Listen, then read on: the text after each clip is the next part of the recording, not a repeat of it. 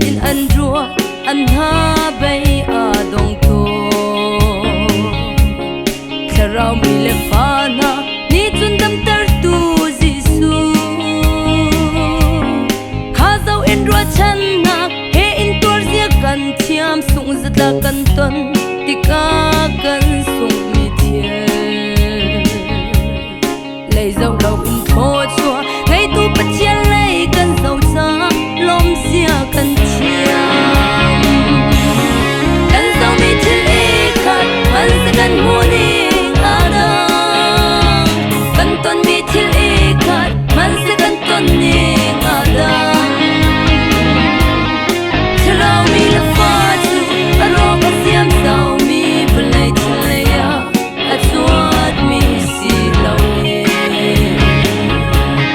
ka thian le tu zau in ro chen na khe kar an lang mi zum tu kan si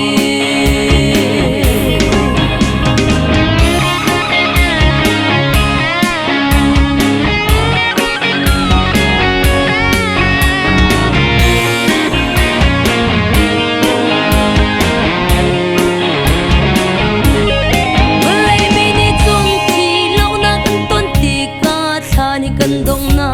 asidin an ruatsa an nun nak ni achal lau tiang in an ngai achia kharau mi na ni sun nun nak rin kan i thok na asidi kha kan hal fiang chang cha Jordan tilat pi chu lomin tan zia kan tiam tharau